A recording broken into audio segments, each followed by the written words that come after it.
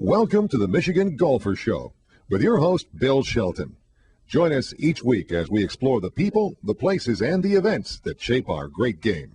Over 100 years ago, the French Lick Springs Resort came to be as the first real resort in the Midwest. Our hotels played host to the rich and famous over the years, and today we brought together a few of the folks that have memories of those days. I want to introduce you to a few of the folks that we brought together today to share these great experiences.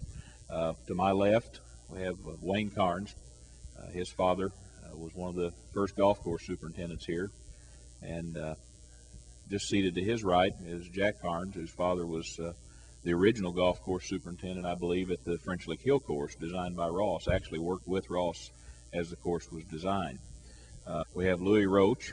His father was a caddy master here back in the probably 1940s, 1930s.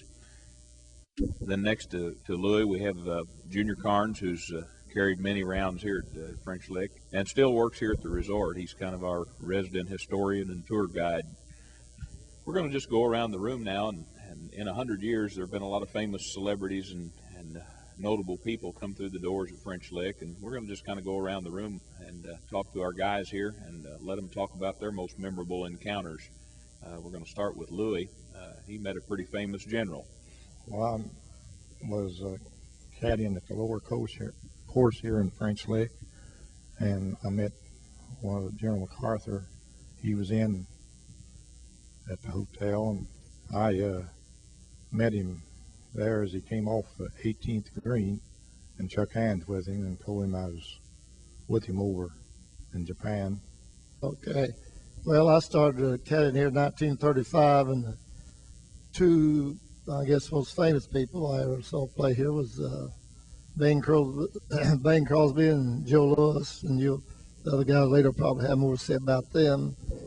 And they didn't play golf, but of course, remember when Howard Hughes and Lana Turner flew in a converted B-23 in 1946 at the hotel.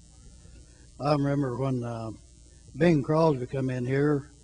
I can't remember what year it was, but it was with the Midwest golf tournaments.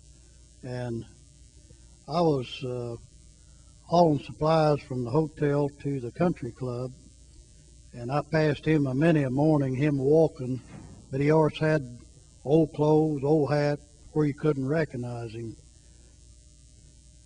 I can remember sitting on a bench down the hotel when Lana Turner walked by, and I thought that was one of the most prettiest women I ever laid eyes on.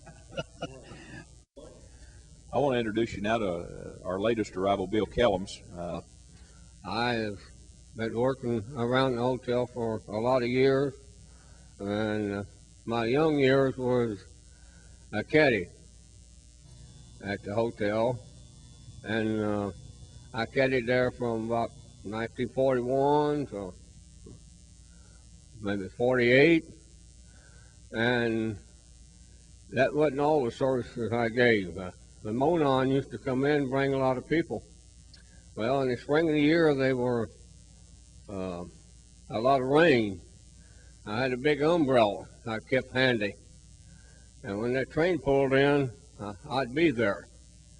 And I'd take 2 or 3 people, whatever, to get under that umbrella to the hotel front, and then run back. And I'd continue this until, well, there wasn't anybody left.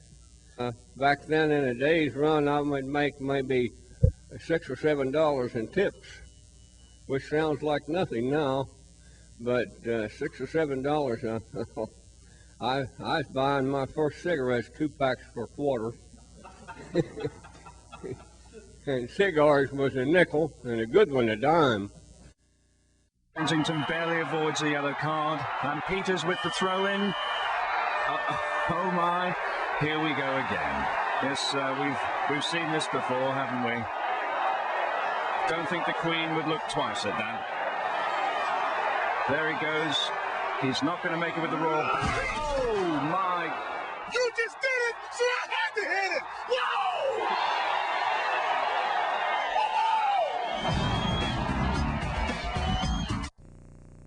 Another reason French Lick came to prosperity back in those days is at one time we had 13 gaming casinos here in the valley.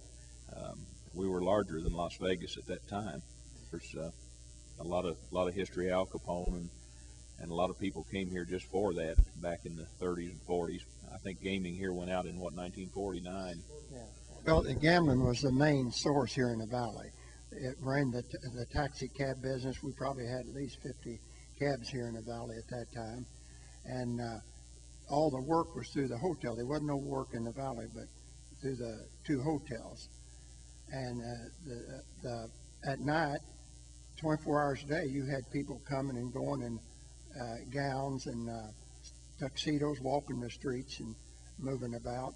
And the train station, we had 18 trains come in a day, and they brought guests in from all over the United States and foreign countries to come here and take the baths and to play golf and to do the things. And then in 1943, we had the Cubs and the White Sox come in and took up the golf course down there where they practice every day, and took their treatments over to the hotel and the men's bath and everything like that.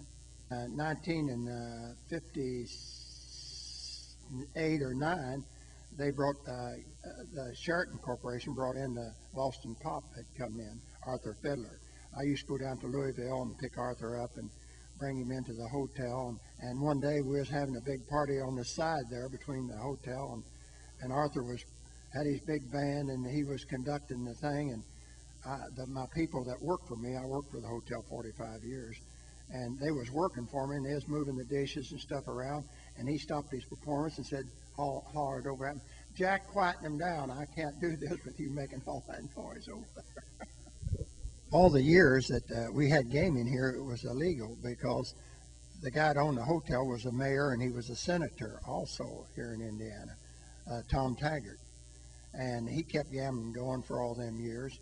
And in 1949, when it left, the valley died. There just wasn't anything else left here. And now we're trying to get gaming back again.